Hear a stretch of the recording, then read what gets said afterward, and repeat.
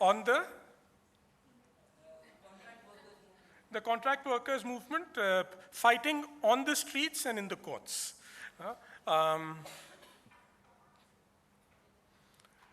Number one, workers per se, classical economists used to say they are a factor of production, right?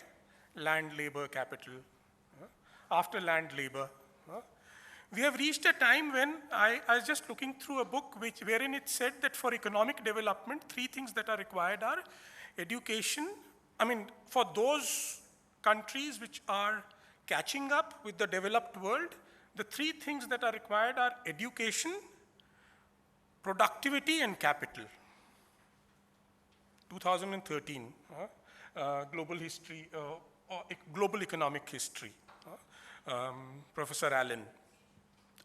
So, as times have evolved, it seems so has our thinking, and we don't seem to be too bothered that there was a factor of production called labor.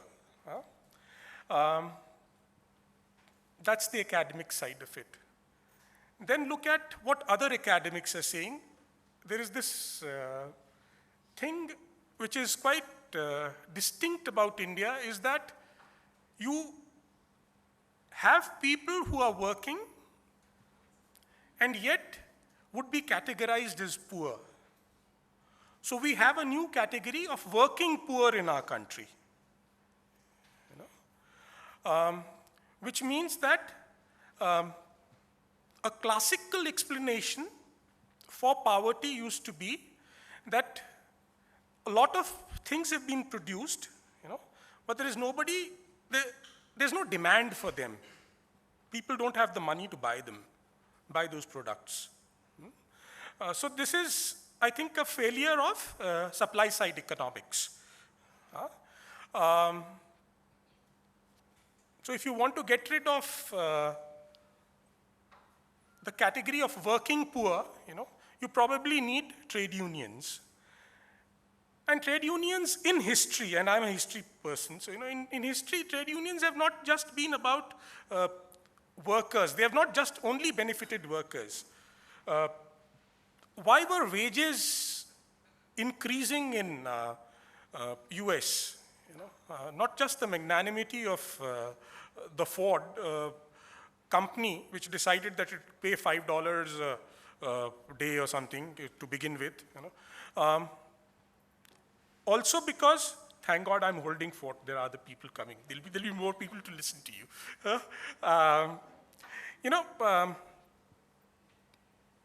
What one notices is that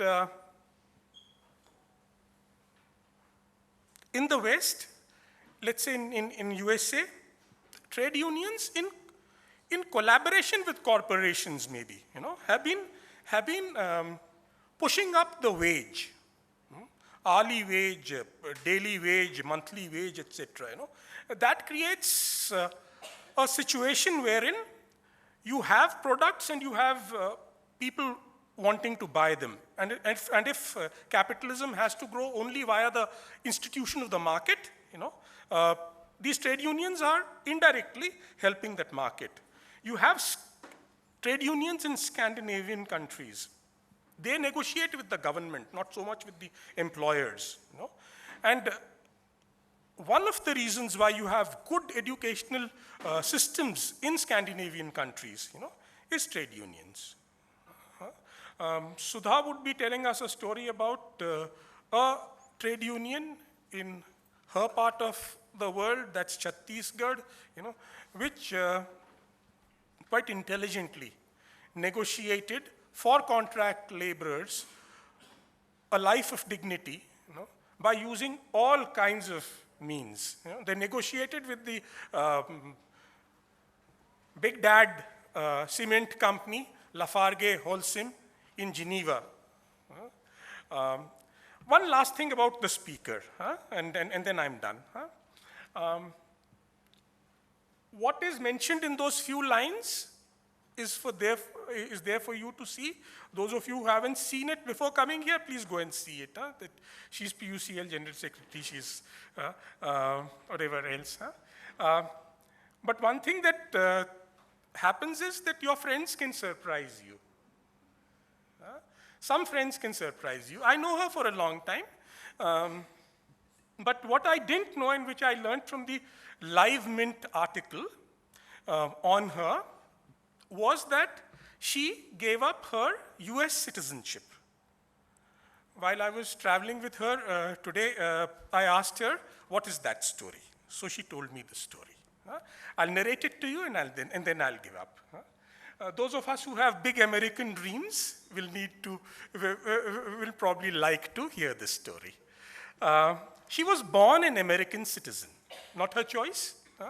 But she gave up her citizenship somewhere in the 80s after she became an adult. She went to the US Embassy in Delhi to give her citizenship up. They didn't have the form because they said that nobody is, kind of filled such forms. There are people filling the other forms.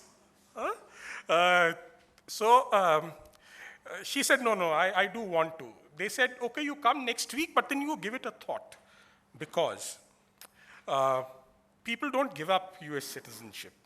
People are hungering for the green card. They go next week. Her mother was a distinguished academic. Sudha Bharadwaj by name, died a little early, and hence, some work that she was doing on Pyaro Sarafa, etc., is now being carried out, by the way, by a colleague of ours, Ajit Sinha. Is the one who's working on Pyaro Sarafa. He just has a book, and there he is. There he walks in. Non-bald one. Yeah. Okay. So her mother accompanies her to the embassy. Another friend of her mother, Sunanda Sen, accompanies her to the embassy, and so does Jayati Ghosh. And the young lady is surrendering her nationality. So the fellow there says that, yeah, now I have the form. You fill up the form to surrender your citizenship of US. But mind you, two things I want you to know. One is that never, ever, would the US bestow on you the right to work for the US Army. So she said, to hell with you. Sudha, that's my introduction of her, a dear friend. Sudha, please come.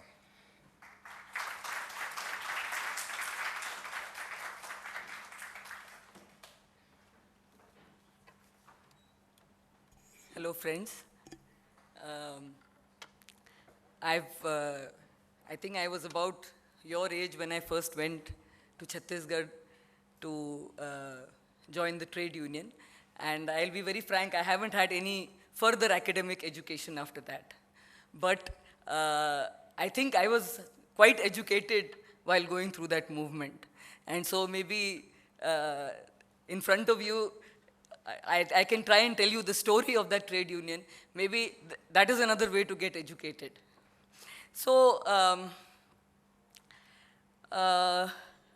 okay. So, recently, on 22nd January 2016, the contract workers of ACC Jamul had quite an unprecedented settlement with the LafargeHolcim company, and by means of which about 200 of them got what is called cement wage board, which is about 4 times the minimum wage and equal to regular workers, and another 200 of them got 50% of the wage board, and over the next 2 years a assurance of being regularized. And generally, and even the third group which was remaining, who was supposed to be doing the unskilled work, also got a settlement for getting 25% above the minimum wages for doing the work they're doing. Now, actually, if you look at the situation of contract laborers today, things don't happen like this. Your wages don't suddenly go up from 7,000 rupees to 20,000 rupees, or even from 7,000 rupees to 11,000 rupees. So question is, how did they do it? And while doing this, and because one thing that we are seeing, the time when I went to join the trade union movement there, that was 1991, that was the time when the whole liberalization storm was coming. And all these LPG policies which we're talking about, liberalization, privatization, globalization, then 1991 is the time when it all starts. And then, right in opposition to this tide, an entire contract workers movement starts building up in Bhilai. So, today, situations have become far more extreme than they were. 25 years down the line, things are far more extreme. We now hear that 60 people own more than 50% of the world's entire assets, properties. The differences between the wages of a CEO and the wages of a worker have gone up 10 times, 20 times from what they were 25 years ago. So we are seeing things becoming very, very extreme. On the one hand, the companies are getting stronger and stronger. They're controlling governments. They're deciding on whether or not to have war. They're deciding everything now. On the other side, you have the contract workers. And if you think of what a minimum wage is today, these workers are not even being assured the minimum wage. In most of the places, you find them working not 8 hours, but 12 hours, and without overtime. So they're working 12 hours, they're getting less than minimum wages, they're doing the hardest work, the most unsafe work. How can those contract workers now hope to fight against these large companies? How are we going to do it? Particularly when we look at the situation now that a very small portion of them are trade unionized. Very small portion are unionized. So what was all this, how did this happen and this settlement? So it's more like a story. I'd like to tell it to you like a story, and then maybe when we discuss, then we can come to the more, what can be generalized from it. So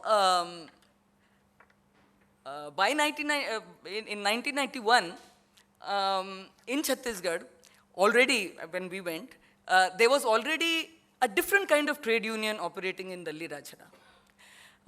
There was a leader called Shankar Guha Niyogi. I don't think many of you in your generation would be knowing his name, but my older friends do. This year will be the 25th death anniversary of Shankar Guha Niyogi. He was murdered in 1991 on 28th September. He had a different kind of trade union altogether. What was the kind of trade union that he was envisaging? Now, we look at a trade union as something which raises demands for workers. It raises economic demands for workers. But Niyogi's conception of what the workers were supposed to do was different. He didn't look upon them as just a lobby demanding something, or as a group of people demanding something. He looked upon them that these are the people who are actually creating everything with their own hands. And when you look around this room, there's nothing which is not created by workers. From your chairs to your video to all those instruments which are there, they are the ones who create things. They were the ones who make everything. And his notion was that this workers as a group have to also be the people who lead the society. And lead the society in the sense that they have, that they are the ones who are going to forge larger solidarities with other working people, and actually make really, because although we have given to ourselves a constitution long ago in 1950, and we have said that we will be equal and we will be free and we will have social justice, but actually bringing that to life means a big fight. And who's going to fight that fight? And his conception was that the working class of Chhattisgarh has to do that. And how did he go about it, or how did he think of it? Well, that was a union which was not just fighting for economic demands. Of course, it had to start with fighting economic demands, because survival is the first very important thing. And then this union, it had 17 departments. So it was not just the trade union. I think I don't need this. I'm quite loud enough as it is. But it's working. It had 17 departments. So it actually had a department for education, It started its own schools. It had a department for health. It had a department for savings, Bachat Vibhag. It had a Kisan Vibhag. It had a Mahila Vibhag, Sharab Bandi Vibhag. And actually the idea was that, see, these workers are, they are going to become the center of some kind of a people's power. So if you have a power out there, which is the state, then you have a power out here, which is the people. And this is the way we are going to fight. So the flag was red and green. And that symbolized the unity of the workers and the peasants. And it had these 17 departments. And he used to say that our union is not an 8-hour union. Our union is a 24-hour union. Because everybody will come, and as far as a worker's life goes, the union goes that far. So the union doesn't just work on your shop floor and for your bonus and for your wage revision, but it also works when you have fights in your community, when a husband drinks and beats up a wife, when you don't have a school to go to, when the officers are corrupt and they're not listening to you. So for everything, your union is there. And actually, this is what he made it, because people from all the surrounding villages started coming. The union would help them. And gradually, Chhattisgarh Mukti Morcha, which came out of the union began as Chhattisgarh Mind Shramik Sangh, that came about. And today, if you go to Delhi Rajara, you'll see Shaheed Hospital, which has 3 operation theaters, and it has all the modern facilities at absolutely cheap rate. I mean, it is just at the cost price, and they're actually serving the community out there. The union had 11 schools, out of which 9 schools it gave back to the government. But it still runs 2 schools, because it says that the government should also remember that it was we who created them. And so on and so forth. Finding out the history, the local history of Veer Narayan Singh, who was an 1857 a tribal leader of that time, generating that history. So many aspects of the worker's life was taken up in that. And with Veer Narayan Singh, he was still at that time, when Niyogi ji brought forward his history, called a bandit in the Gazette, in the British Gazette. And then he was brought out as a hero, and then the days of his when he was executed began being observed in Chhattisgarh and so on. So here is a real, there was an effort to actually holistically deal with the working class man and woman and child's life, and to make them have a sense of dignity, a sense of pride, to fight and to come together in solidarity. So the Chhattisgarh Mukti Morcha, whether it was Harda, whether it was Latur, whether it was the Bhopal gas kand, everywhere you find the CMM people, they have gone with their hospital, looking after people, giving solidarity, Narmada Bachao Andolan, or whether it was the attack on Gadar, the ballad singer of Andhra Pradesh. So everywhere you found this kind of solidarity, and a whole conception that what was this leadership supposed to do? So the idea was, एक नए भारत के लिए नया Chhattisgarh, and a new Chhattisgarh for a new India, a democratic Chhattisgarh for a democratic India. Saying that Chhattisgarh is a place which is so well endowed with resources. Why can those resources, why is it that we go on saying this is a rich land of poor people? How come those resources don't help in the poverty of people? How are they to be redistributed? How are we going to look at agriculture, where the majority of our people still are? What is the proportion we are going to invest in industry and agriculture? These were the kinds of issues. How is water to be used?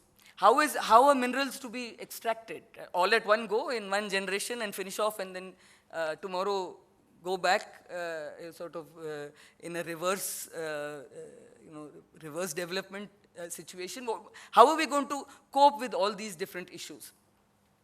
So anyway, by 1999, Delhi Rajara was an established place, and that was the first time the workers of Bhilai went to call Niyogi to come and organize workers in Bhilai. Now the situation in Bhilai was very different. In Delhi Rajara, you had the iron ore miners. Initially there were 50,000 of them. And they were mostly, a large number of them were Adivasis and Dalits from the surrounding areas. And those, and here you had the workers in the engineering industries who were relatively skilled, who were relatively educated, who were younger. And these were all the ancillaries and auxiliaries to the Bhilai steel plant, but where the conditions of work were terrible. There were 12, 14, 16 hours of work. There was very, I mean, in the name of personal officers, basically they were gundas who would see to it that no union is formed, that you can't ask for anything. And the illegal contract labor system, I mean, was functioning everywhere. And thus in 1991, a huge movement started in Bhilai. And the first parcha of that movement I still remember was, Hazaro Nadiyan Milke Samudra Banega. So people just came out of the factories together, and all over Bhilai, it is a bit like what you're seeing in Gurgaon now, and which is being actually even more fiercely repressed. And people came out of these 16 factories and were on strike. And I remember at that time, jo billa laga ke gaye the, what was that billa, what was written on it? It said, उद्योगपतियों समय की पुकार को पहचानो, समझौता या संघर्ष हम तैयार हैं. Capitalists, look at the writing on the wall. You know, struggle or settlement. We are ready for both. So basically that was the mood in which people came out. And 4,200 people just had the gates of the factories locked on them. There were 16 factories. And this whole group of people, from that time when they were thrown out, which was Vishwakarma, 17 September, there was a huge rally, and after that the gates were closed on them. After that, there were a large number of attacks on people, on different leaders, including on Niyogi. 28 September, he was shot dead while sleeping in his house from an open window. Even after that, the struggle continued. There was a rail roko agitation. 17 workers lost their lives in 1992, and then the matters went into the courts. I would say went into the tunnel of the court, because once it goes there, it never comes out. It goes on and on and on forever. So it was during that Bhilai movement, and which had actually challenged, what were the two main demands of the Bhilai movement, or the two main slogans? They were, Sthai Udyog mein Sthai Mazdoor. Where the industry is permanent, the worker must be permanent, which is so logical. And actually that is what contract labor abolition is all about. It doesn't work. I'll just tell you why it doesn't work. And the other was Jeene Layak Vetan, a living wage. So these were the two main demands, and these workers had come out. And after that, after a long struggle, they actually won court cases saying that, well, their dismissal was illegal, so they should be taken back, but rather than taking them back, we'll give them a compensation of 20,000 rupees. This was what was decided in the year 1999. And even that 20,000 rupees was not given. The different factory owners appealed those judgments in the High Court. And it is only in the month of May 2016, after 25 years, that those judgments have been given. And in those judgments, out of the 4,200 workers, not even 3%, not even 100 workers have been given, just 92 workers, I think, covering all the companies, have been given a sum of only 20,000 rupees. And all the rest have been denied that, saying, actually what the judgment of the court had said while deciding to give them a compensation was that it is true that the union was not able to establish that these workers are the employees of the management. However, it was the management's case that they were contract workers. They didn't produce any contracts, they didn't produce any work orders, they didn't produce any records, any payment registers, any attendance registers. Therefore, they also did not prove their case, which was that they were contract workers. And therefore, I hold that since they couldn't prove their case, they were the workers of the management, and they have been illegally dismissed or dismissed without process, and they should be given. Now, the High Court has said, well, the burden of proof was on the workers. They haven't been able to prove their case, and so, sorry, after 25 years. So that is one lot of workers. There were thousands of workers who were fighting at that time. They did remarkable things. I mean, forget what they won and lost in their own case.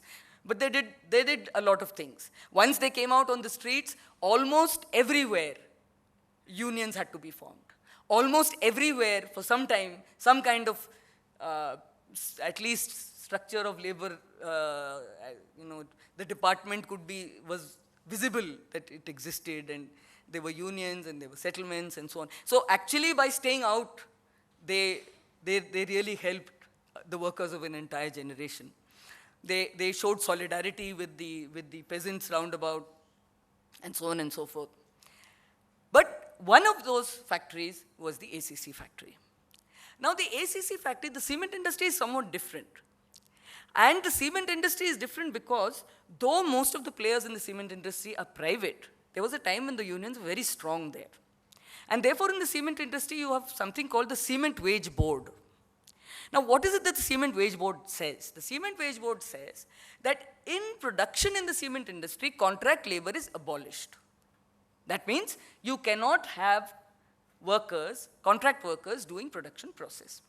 And where is it permitted? It's only permitted in loading, unloading, and packing.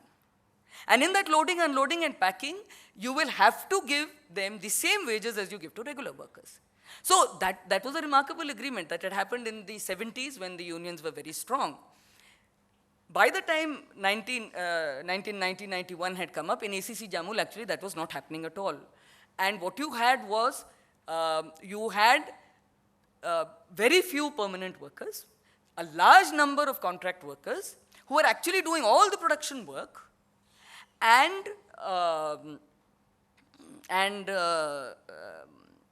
they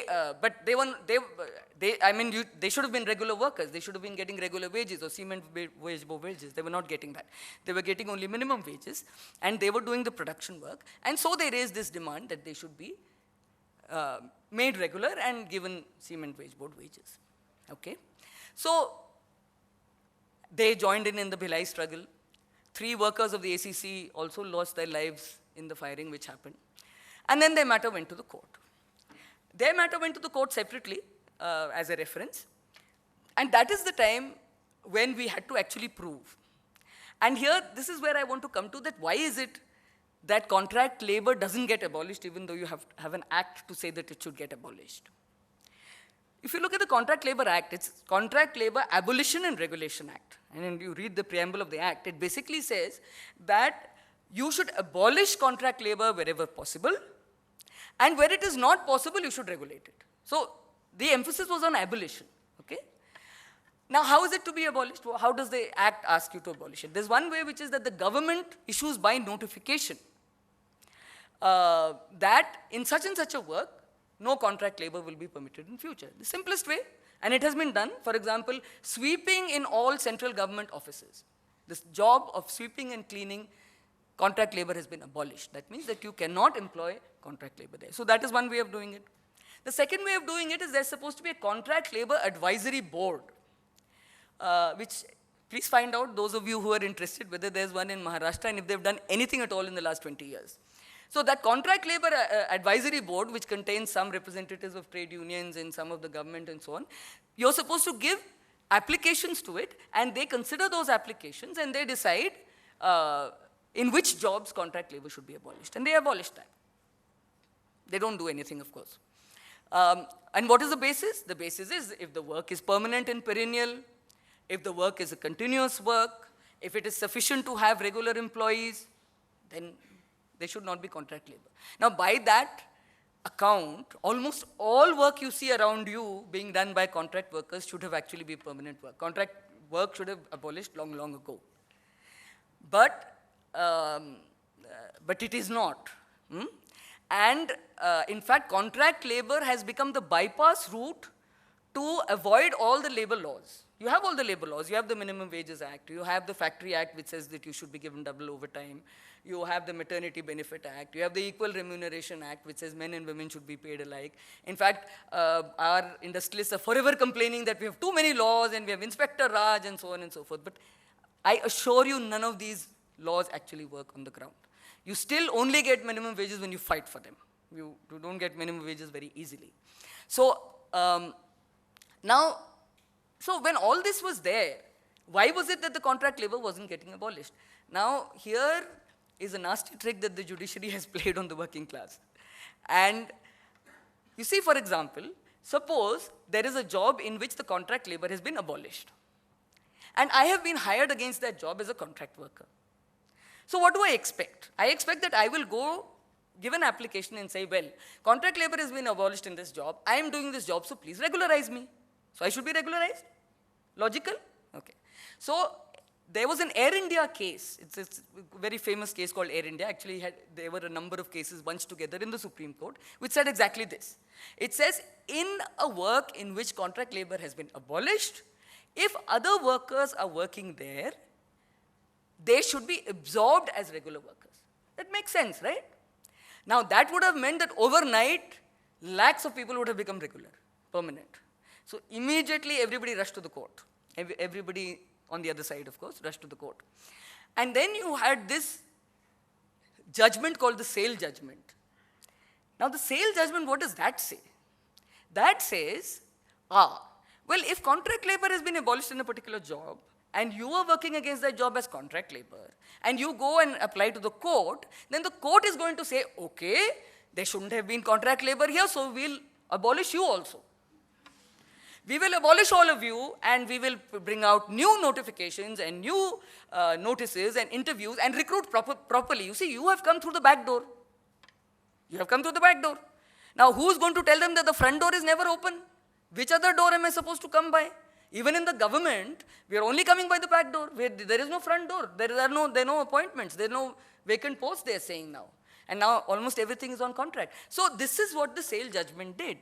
And effectively, it closed the door in the face of the contract workers. So now, even if contract work is abolished in your job, you better not go to the court, because you will get abolished. So, and no idiot goes to a court to lose their job.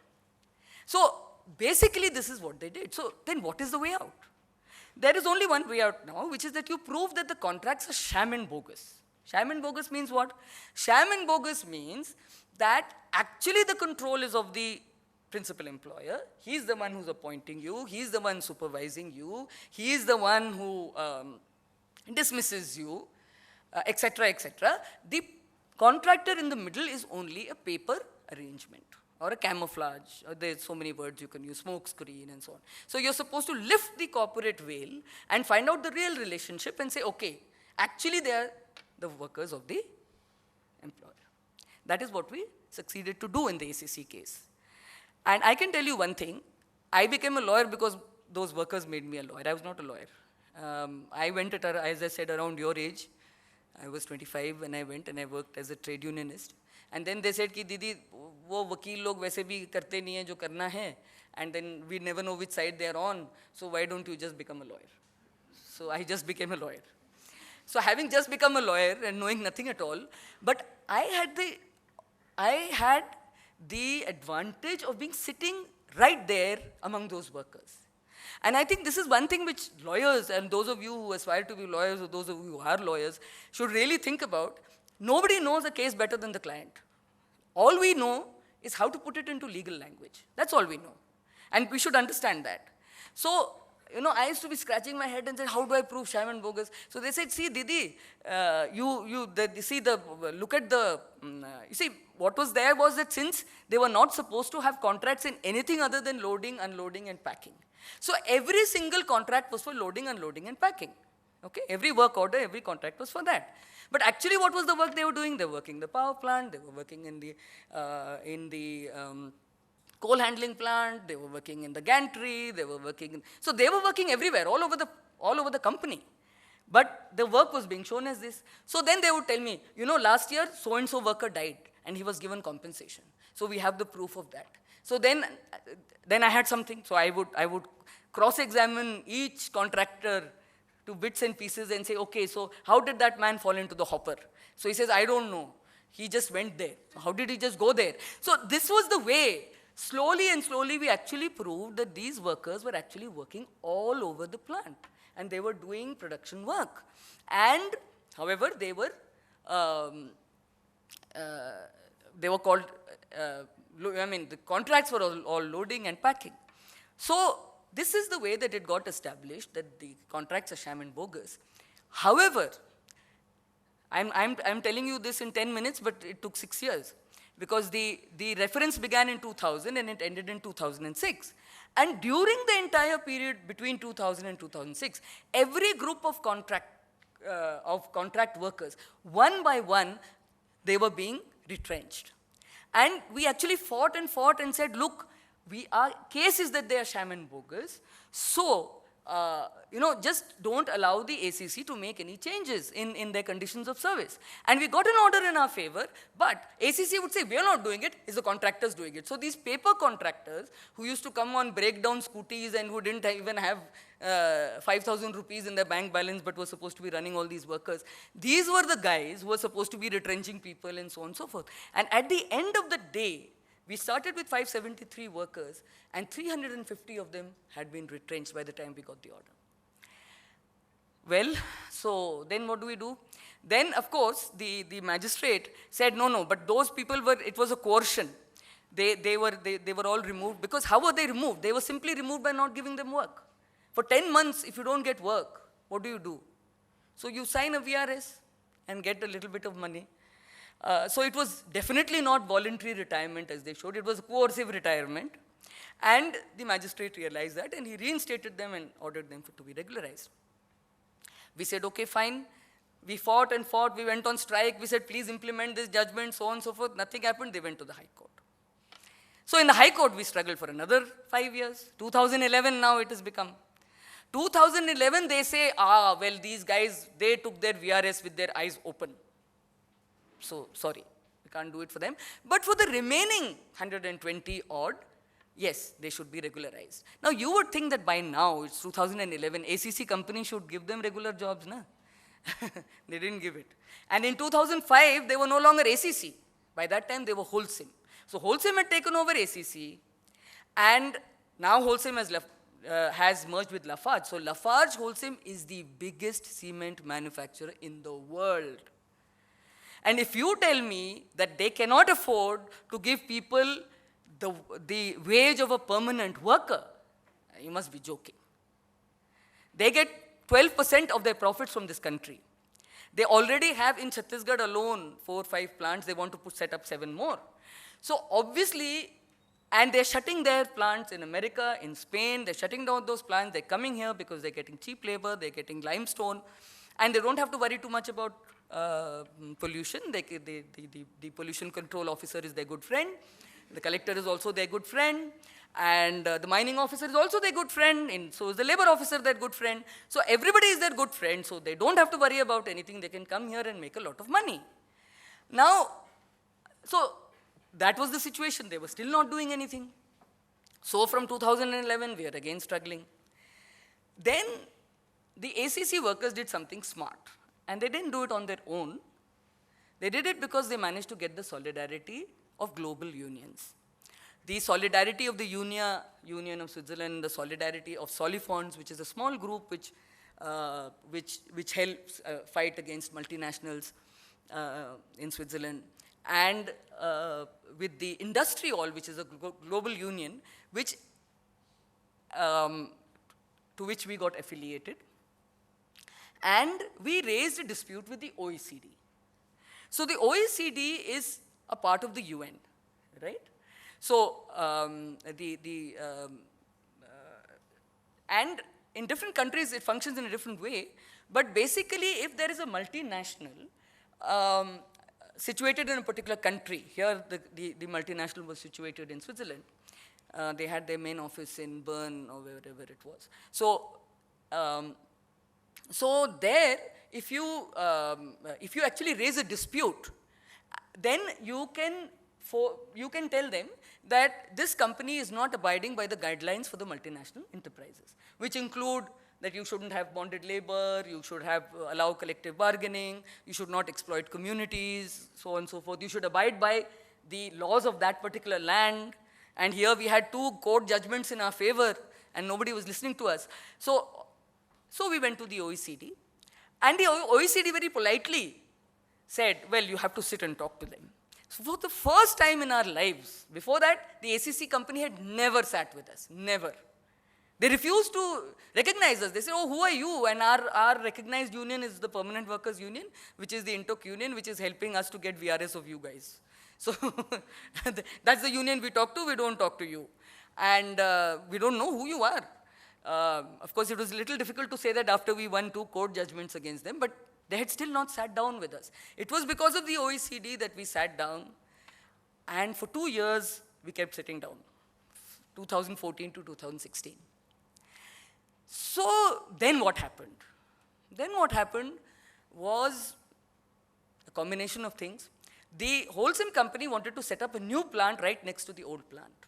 Now the old plant had about 1,200 contract workers, some 300 permanent workers, and the new plant is a state-of-art plant. It is a plant which they wanted to run with just 90 workers, totally mechanized.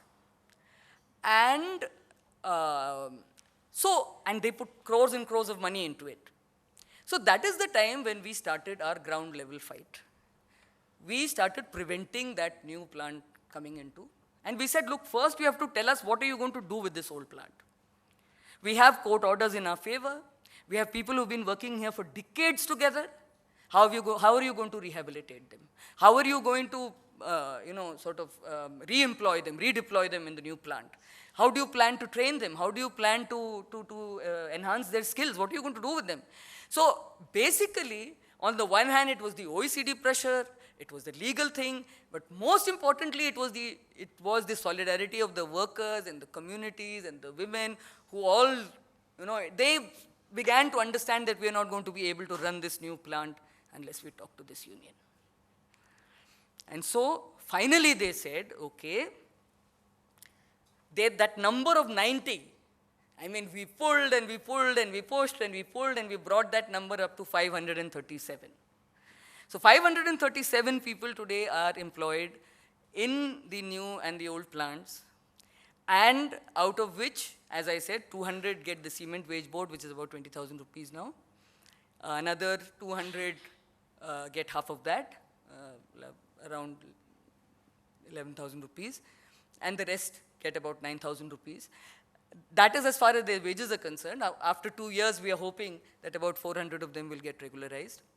And the ones who went, what happened with that? Now, that was really a very, very sad thing. And I know that those workers were not happy. We were not happy.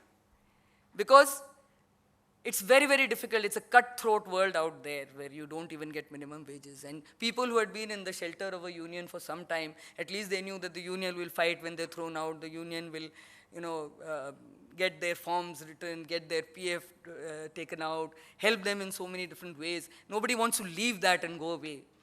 But at least for them, again we fought and we fought, and they got 3 months' wages for every year that they had worked. Which means that a total of something like 9.5 crores was given to 273 workers. It's a large sum of money. So on an average, they got about 2 lakhs of rupees. So that is something that we did manage to achieve. Now, and despite that, I am still saying that it was not something we were happy about.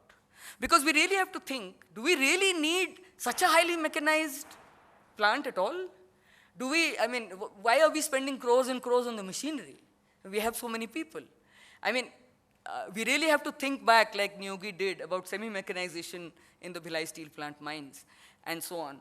But here we see one thing, that why was this group able to sustain itself in these 25 years, and how was it able to fight in the court and in the street and in the OECD and go all the way to Switzerland? Two of our comrades actually, the Unia actually paid them tickets. I mean, it's 35,000 rupees going one way. So to actually go and sit there in Bern with these hotshot CEOs, you can imagine what an experience it must have been for them.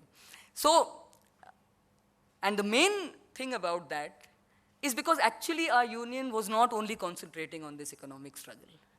This union was actually helping other villagers around in the anti-displacement struggle. It was working with families. It runs a school, a primary school, even in the Raipur Basti. There are so many things, and particularly the women. The women workers have been a real bulwark of this entire struggle. And it's interesting because, in the traditional mold, many times, of course, there are women workers and there are women who are the wives of workers. And both these categories of women were actually coming out to fight. And many of the times you hear workers saying, "Arey, we want to go on strike, but our families pull us back." So they're always looked upon as a negative force, the families who say, "Khana kahan se aayega, don't go on strike, what will we do?" And they're supposed to be, but that is because you don't include them in your fight. And when the Mahila Mukti Morcha started getting organized, and they said, "Okay, fine, we are not just going to fight shoulder to shoulder with you, we'll fight ahead of you. But look, no drinking, no beating, no throwing out anybody from anybody's house. All this should stop. And then we are as big fighters as you and stronger than you." And they kept their word. They were very much a part of that fight. And presently in the bastis, where we have our women's unions, the bastis are actually run by women's committees. And those houses in the bastis, of course, obviously they're not legal from the point of view of the government, but they have fought and they've got water and they've got electricity and they're running their school and their library and everything. So those places, actually the house is in the name of both. So, you just can't say, "Get out of my house." It is not your house. It is my house also. And hang on, let me call the women's committee and they'll tell you whose house it is. So, that is one of the reasons why these women have continued to stick on in those bastis, even sometimes when there has not been electricity or not been, the amenities are not so good, but they prefer to be there because there is this larger solidarity to look after their world and their life. And the reason that I'm discussing all this here today is because I think this is a time when this old-fashioned working class movement, we have to begin thinking about it again. It is a time. You look at France, there have been lakhs of workers on the road. They are the ones who are ultimately going to tip what is going to happen with the European Union. You know that. What is happening in Greece, what is happening in Spain. USA, where the word socialism is like sedition. You can't say the word socialism. You've actually got a man who almost made it. Almost made it. So you've got people saying, "Oh, vote for Bernie Sanders," and people singing International in his meetings. What is happening all over the world? It's something to be thought about. Iraq. No news is coming from Iraq now. But after years and years of wars and devastations, did you know that in Baghdad, 5 lakh people came out on the streets of the Iraqi Workers' Communist Party? And you know what are their demands? Stop sectarianism between Sunnis and Shias. Implement living wages. Stop the corruption in the government. Wow. So after all that, they are surviving, they are uniting, they're standing up again. So I think really the time has come. And we have to really think about the working class again, because for a long time there was this honeymoon of capital and labor, and we said, "Theek hai, bahut badhiya hai, we're sitting at the table and we have got these labor laws and all that." But remember how the labor laws came. They came because actually there was so much of unrest, so much of labor unrest, it couldn't be managed. And that's how you agreed to labor laws coming in. And now you have violated them. You're not allowing them to happen. So I'm sorry, we're going to go back to the days of the wildcat strikes and the industrial unrest and the tool downs and the giraos, and because you're not letting people live, survive. And I think a big, very big sign of that is the general strikes which are happening. The general strikes which are happening, in which it is our observation that people are spontaneously joining the general strikes. Actually, the leadership is behind. The workers are surging ahead. And even if their leaders don't very much want a strike, they're saying we'll go on strike anyway. So there you are. What we saw in Bangalore, these garment workers, you've seen it in your own city, right? The way they came out. I mean, what the central unions could not achieve by so much of negotiating at the table about the PF, they achieved. What we're seeing, the women of Munnar, what they're doing in Kerala. So I think we need to think about the working class once again, because I think there lies a hope of dignity, a hope of really a secular politics, a hope of fighting the people who really matter, the big corporates. And so I'd say that those of you who are studying, who are working on social movements, or who are interested in these issues, please think of looking in that direction again. And I'd like to invite you all to come on 28th September to Bhilai and meet workers who all participated in this struggle. Thank you.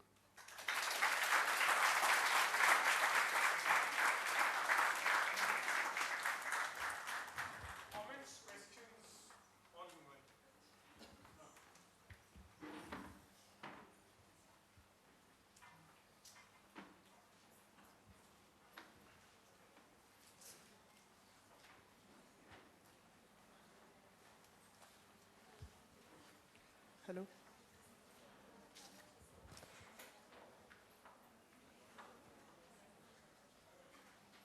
Actually, I have read in Economics Times that 40 millions of women workers withdrawn herself from working, day-to-day working. What is the reason behind?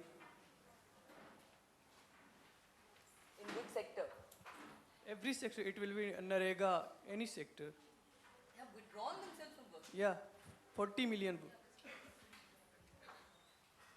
I'll have to look at that, because as far as I know, they might not be counted in the formal sector or in the census, but the women are doing a hell of a lot of work all the time.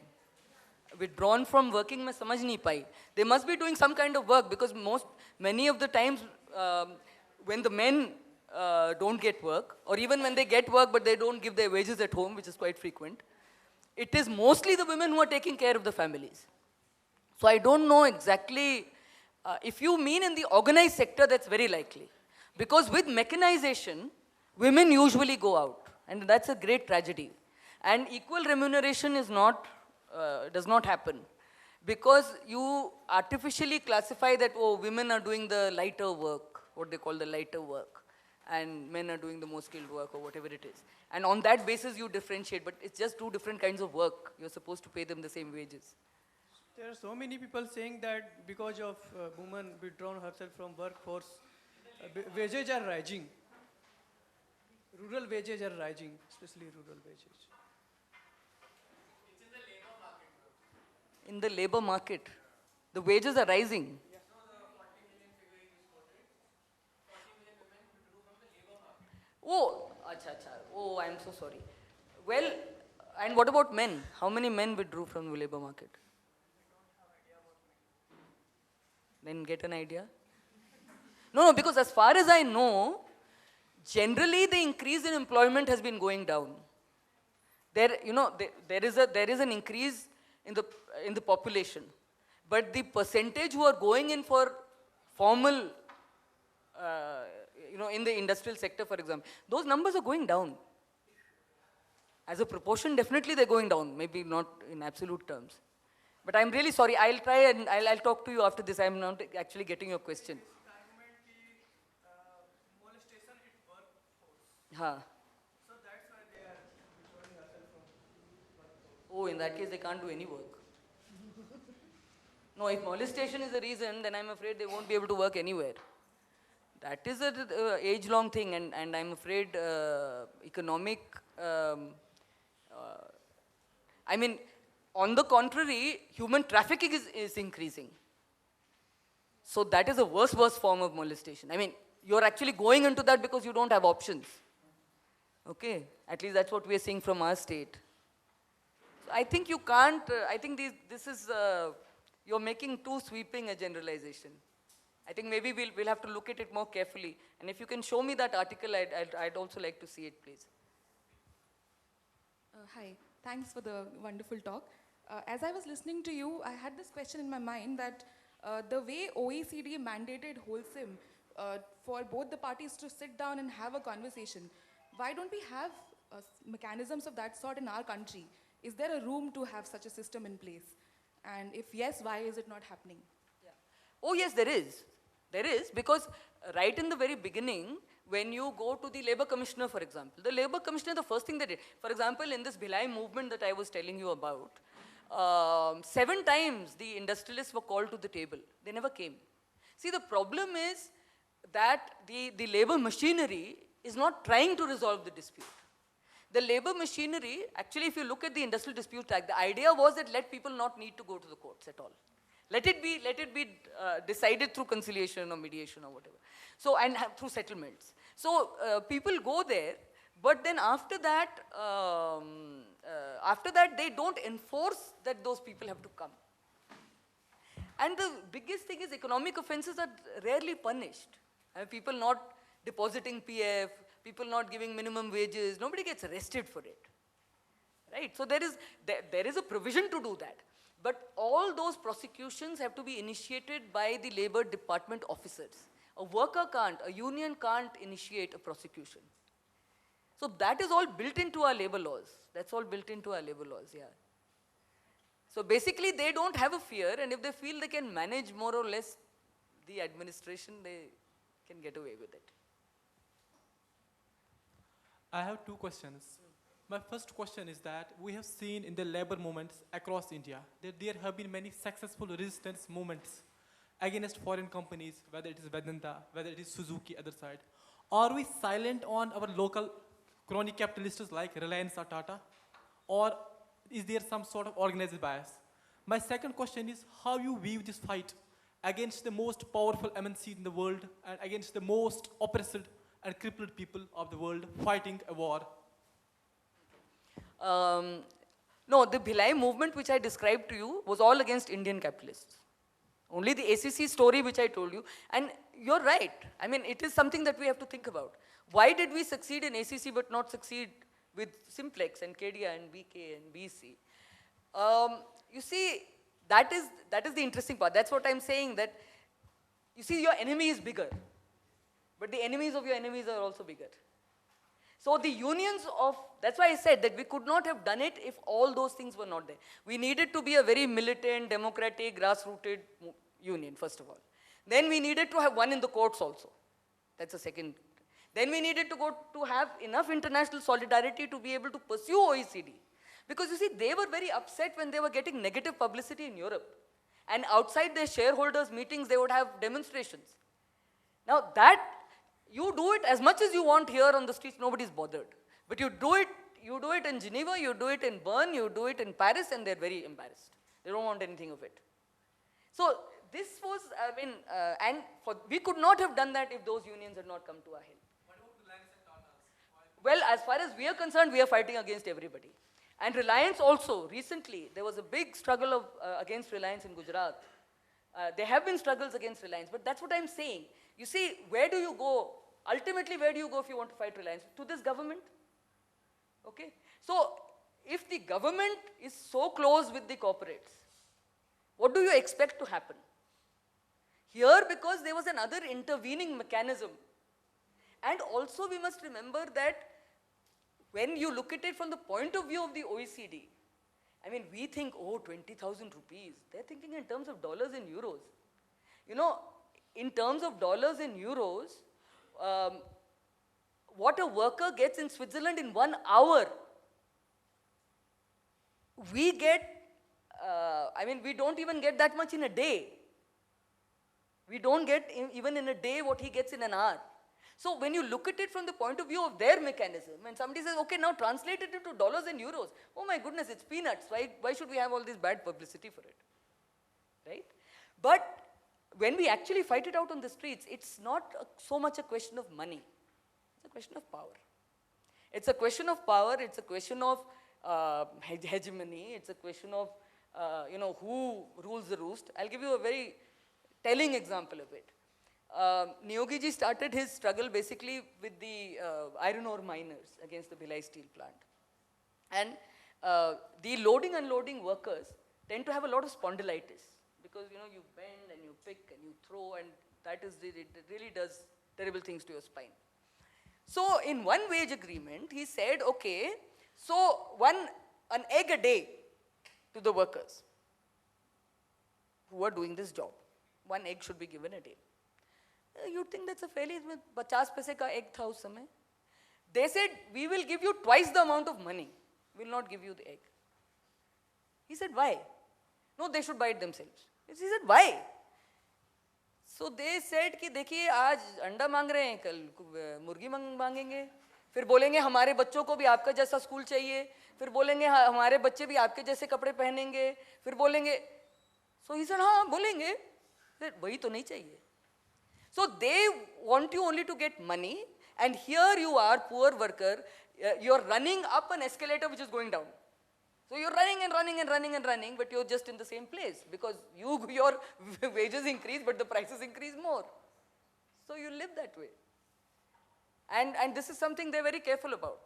You see, they don't want an increase in your dignity. They don't want an increase in your social status. They don't want all that. You be in your place. That's very important. It's really delightful, the discourse of yours, madam.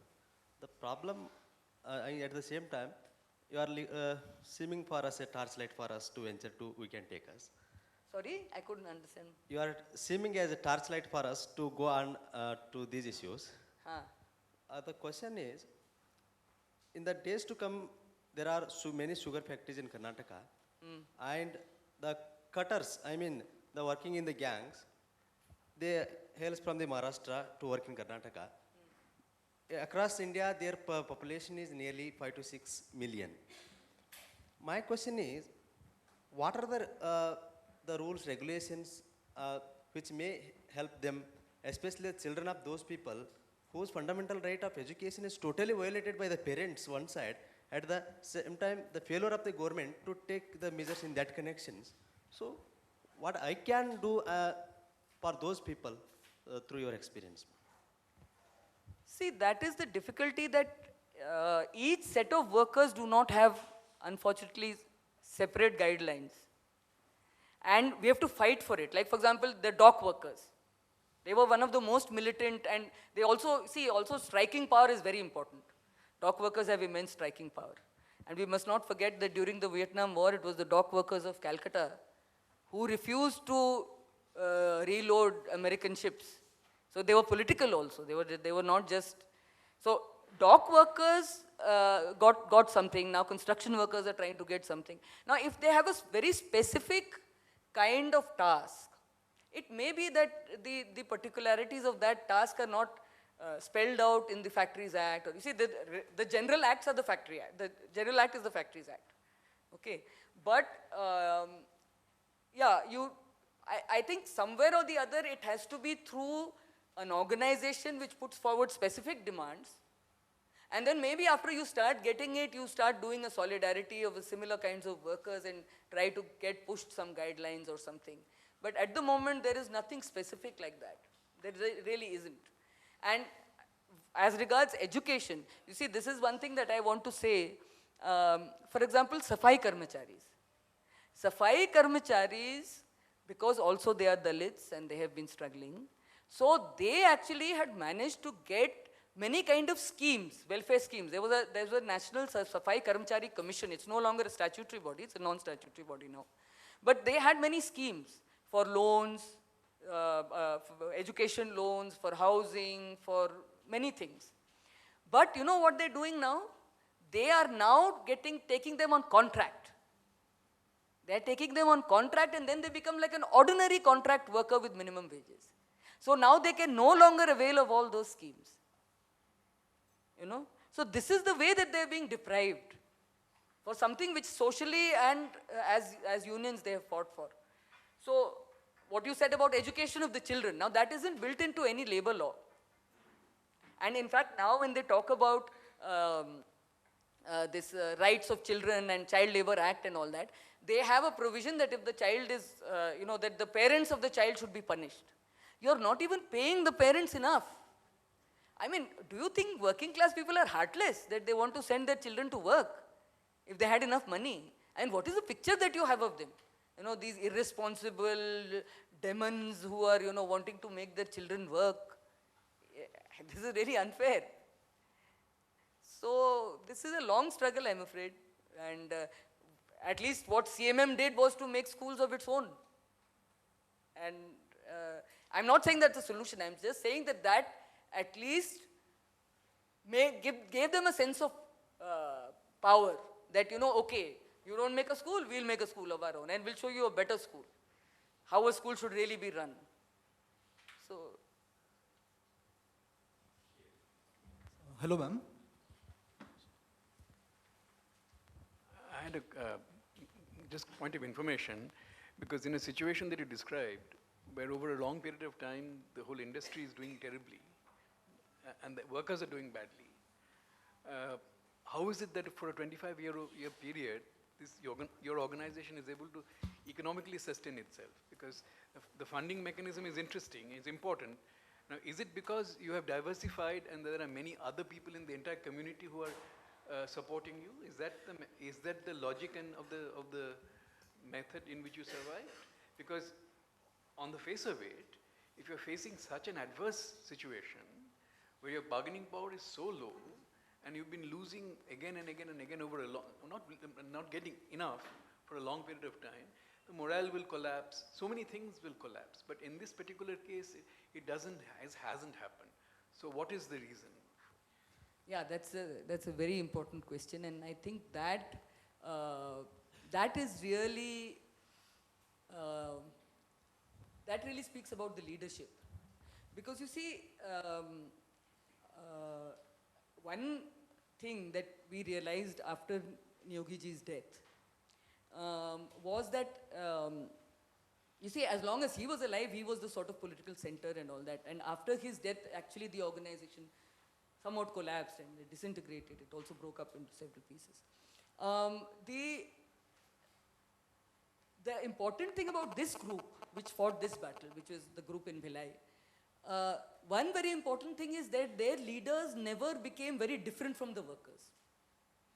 Their leaders were the workers themselves, or people who are living in the same basti, in the same situation. Not, it did not, the distance between the leaders and the workers is the first problem. And otherwise, well, if the workers are surviving, the leaders can survive too. I mean, you just go and eat in other people's houses, you go and sleep in other people's houses. And the solidarity, particularly with the farmers.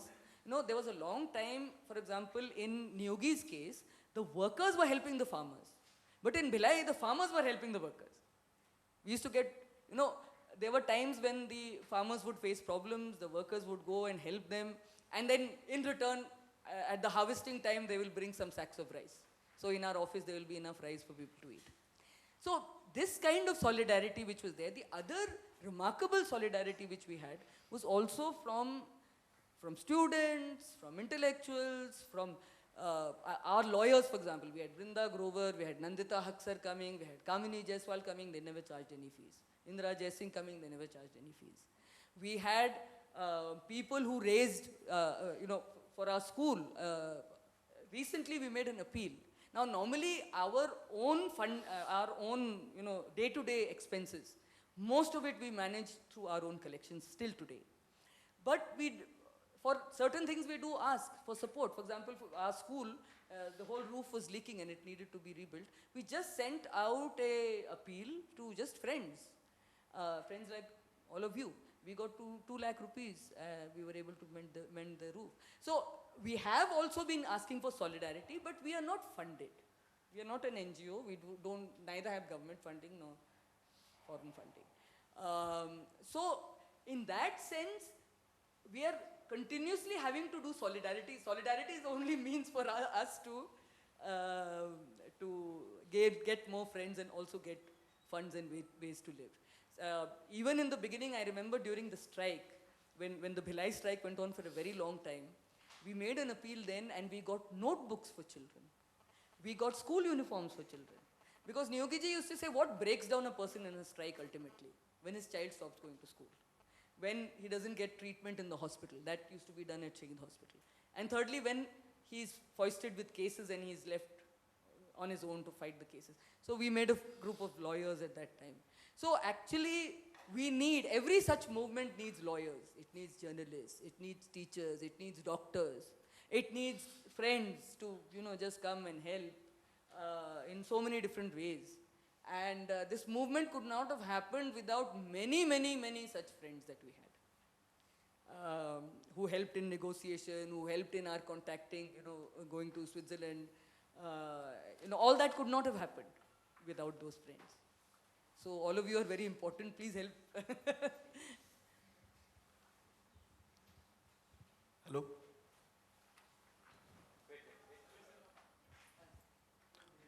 Yeah. Hello, ma'am. So when you are part of the CMM, Chhattisgarh Mukti Morcha, and you said that this movement supported a lot of other movements like Narmada Bachao Andolan and in Hyderabad against the writer's death. So when you are part of so many other movements and so many other protests, did you ever not worry about the fact that the movement was turning more as a political movement rather than as a social movement, and that could have compromised your focus on the worker issue that was the main concern in that area? Like, did you ever think that way, that going political would not have been the right way? Like, did you ever? No, on the contrary. I think it was that as I just told you, we couldn't have won the economic struggle without many friends. And we couldn't have got many friends without being political, without going for solidarity. It would not have been possible. So, I mean, as I said, that we had already won court judgments. We had court judgments since 2011. 2006, in fact. We had the first court judgment. We could never get it implemented. And what was the response of the mainstream political class at that time? Like, whatever opposition parties were there, whatever mainstream political parties that were there at MP in that time? Yes, well, most of this thing happened in BJP government, who was dead against us. The Sundarlal Patwa government was highly unsympathetic. In fact, Niyogi, 15 days before he died, tried very hard to go and meet the chief minister, but it was just not possible. So the police firing also happened during the BJP time. The Congress was very interesting. When the police firing happened, the Congress went on, Digvijay Singh went on hunger strike in our support.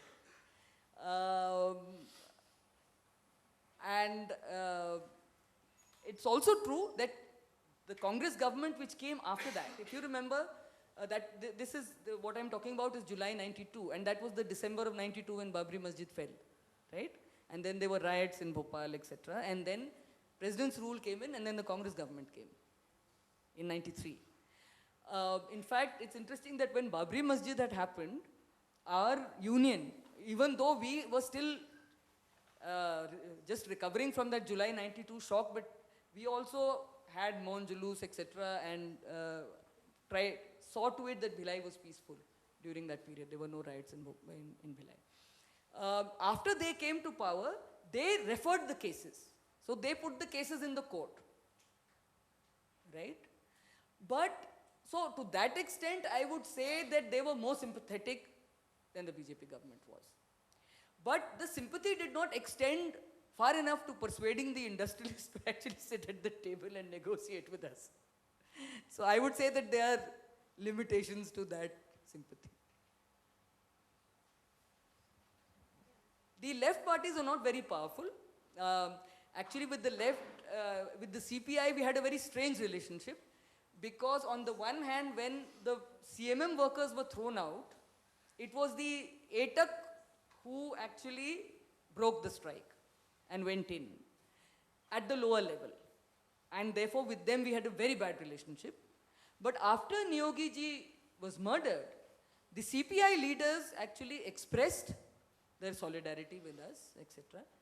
I remember at that time, VP Singh, Ramvilas Paswan, George Fernandez, everybody had come after Niyogi died. So in that sense, you could say that broadly, non-BJP parties were supportive of us. Though that doesn't necessarily help you win the fight. Yeah, ma'am, my question is that as you told that the solidarity was the key factor in, in winning and in achieving like this sort of achievement that you have in this year, like getting money for the workers. So my question is that could, like through all this struggle of 25 years, so could you succeed in bringing some solidarity within the families of the worker class, of the workers? Because I feel that, okay, getting some money is fine, is good to have. But if this struggle could bring some change, some unity within husband, wife, within family, and some change within the worker class, so I feel that this is, I think, more important achievement than just getting 20,000 rupees. So could it I totally agree with you, totally agree with you. And you're absolutely right. And because in a sense, even the way through which the struggle went demanded a unity of the family and demanded, I'll give you a concrete example. There was one Mukhya who used to actually beat up his wife. And we explained, we persuaded, we did many things. And then the time came when we decided that we are going to publicly shame him. And I remember that there was, among some of the people, there was this thing, because he also was a very influential person, and it was being feared that union mein problem ho jayegi ye wo. But we stuck to it. We stuck to it. The women gathered. He was made to quit. Not quit, I mean, he was sort of from his post in the union and so on and so forth. And for some time he did try to create trouble, and then after that he came and started sitting in the office and reading the paper and then joining in once again. So actually, these kind of things have been happening all through. And it did take a long time, and there's still more things. Casteism, communalism, these are all things. If we don't talk to people about this, it's no point. वो जो बोलते हैं ना कि पेट के लिए लाल झंडा और जो है ना वोट के लिए भगवा झंडा, ये ऐसे काम चलेगा नहीं, इसमें ऐसा नहीं चलेगा. तो वो and that dichotomy is there, I mean, unless you consciously fight it. But fortunately, because the very process of getting this economic demand has been through those solidarities. Now, of course, it's going to be a greater challenge for us. Because earlier, for a person to go on strike and lose 100 rupees is one thing, but for a person to go on strike and lose 450 rupees of dihadi is another thing. So actually, and whether after getting more wages, they still continue to have solidarity with people who are around them in the other factories who are still getting only minimum wages. That will be the great test. And that at least we saw happening in Delhi Rajara, because Delhi Rajara workers, after making a lot of economic gains in Niyogi's movement, were the ones who supported the Bhilai people for all those years when they were fighting. So solidarity, if that is वो नस-नस में होना चाहिए, वो होगा तो वो ठीक रहेगा. Otherwise, it will be one more economic struggle which at the end of it fails.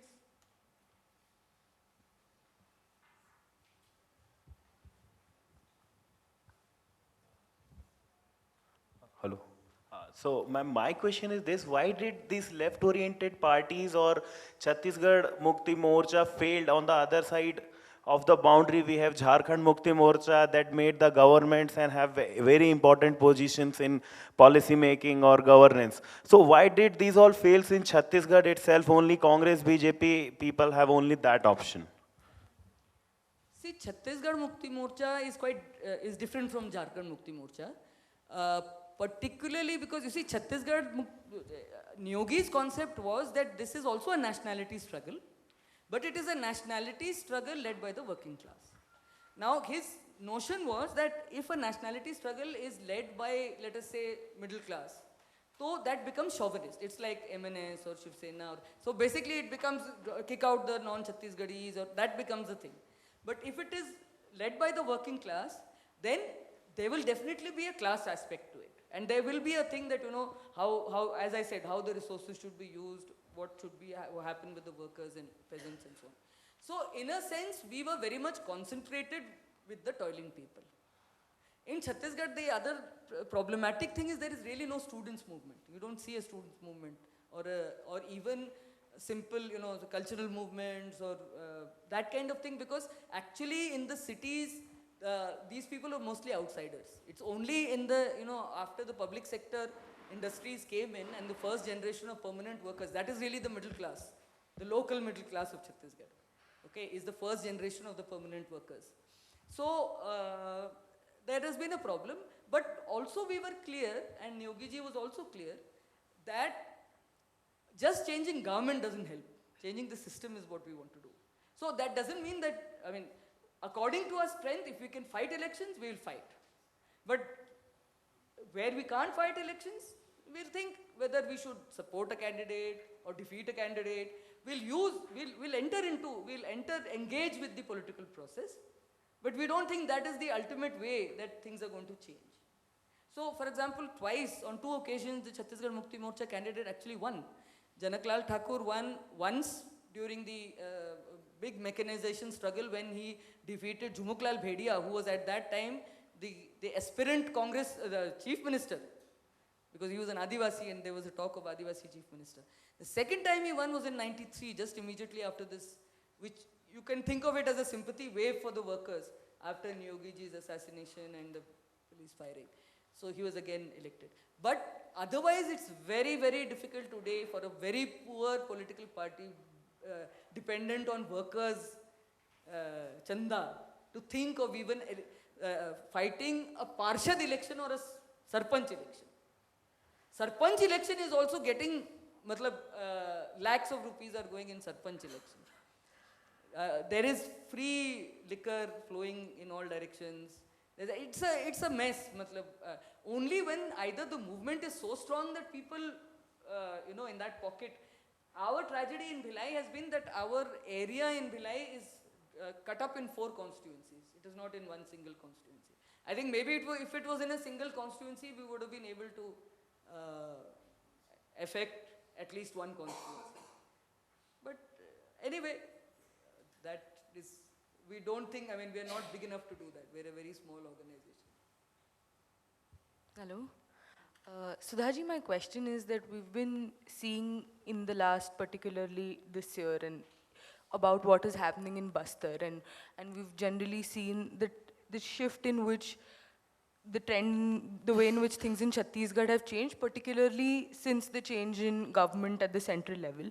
And Chhattisgarh has already had the same government. So I wanted to know, what are the different challenges that you face as part of the labor movement in Bilaspur or in Bhilai? Now, and because we've also seen that this government has gone on an ordinance making spree. So they passed an ordinance for the Land Acquisition Act. So legally, they're leaving very few options that one can seek recourse to. So in that light, what are the new challenges that you face, or the new tactics that you may have had to adopt now? In a highly militarized state, then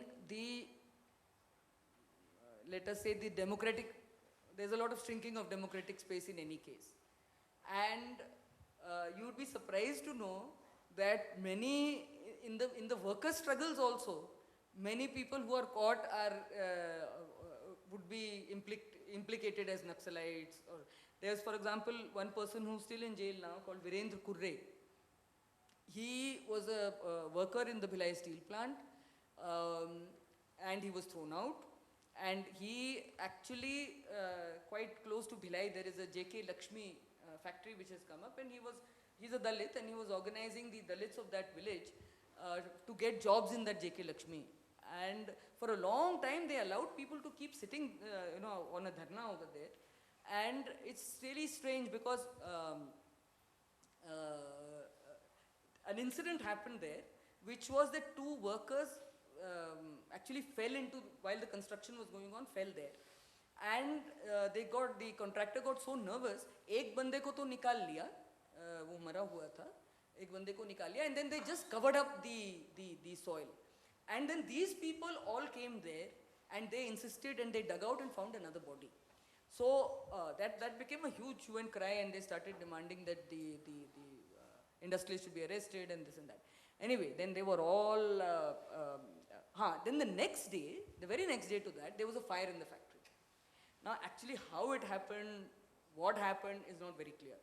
But the entire village was rounded up, all these leaders were rounded up. Now why the government allowed for 6 months a dharna right next to that spot happening, and obviously angry crowd. And then later on they rounded up everybody, and they actually have implicated Virendra Kurre as being a Naxalite. Now, so that becomes very easily to the government when, so any kind of dissent, it's very easy to say that. So that is one of the serious problems. And yes, of course, the land issue, yeah, mining is going on like anything. Adani's mining is going on now with all these coal blocks, new coal blocks coming up. Recently, you might have seen in the papers that community forest rights, which had already been given, were cancelled. So the government is obviously out and out, supporting this land grab and resource grab. Our great fear is that if you find out about the stocks of coal which are there with the Coal India Limited, they have too much coal. They don't know where to sell it now. They're thinking of exporting it. I mean, it is ridiculous. How much coal do we really need? How many power plants do we really need? People have jumped into this. Now they don't have coal linkage. Zameen aapne pehle se le li. Now what to do? Now those power plants are just sitting there. So, but this, it obviously means that there is a whole mechanism of middlemen making a lot of money in all this process.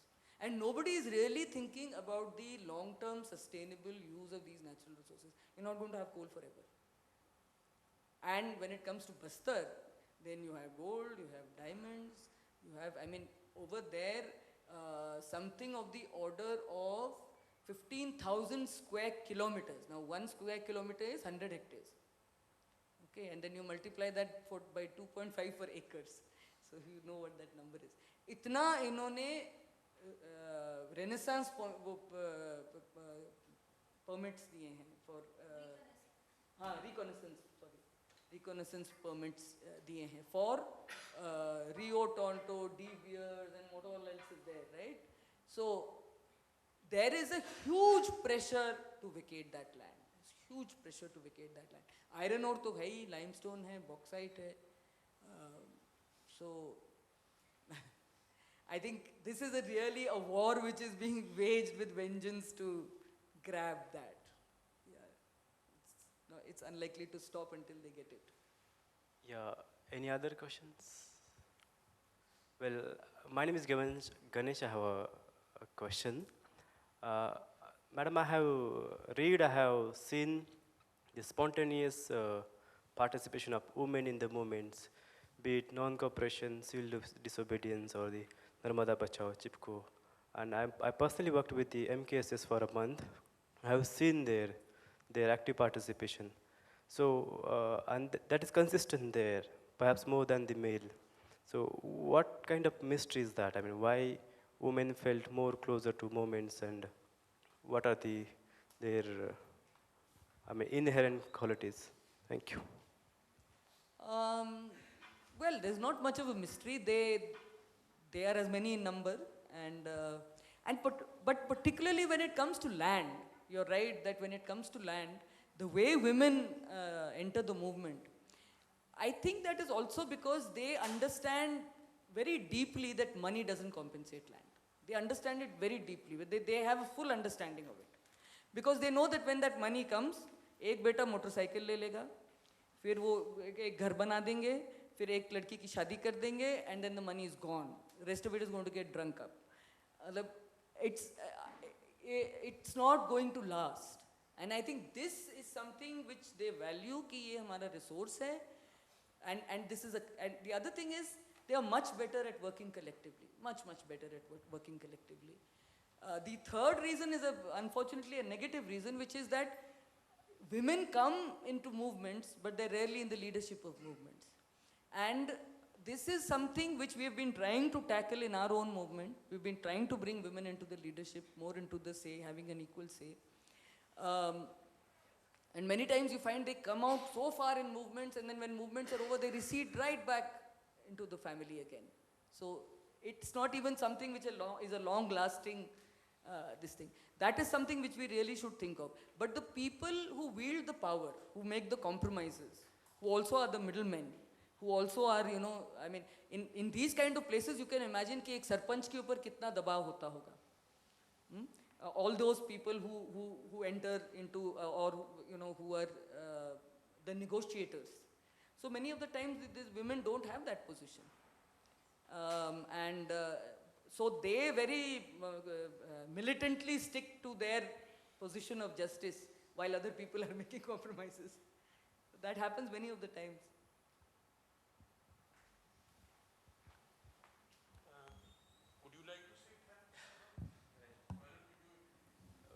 Thank you so much, Sudhaji. It was wonderful to listen you and your experiences. And yes, one of my friends called you as a torchbearer for us. You will be. Thank you so much.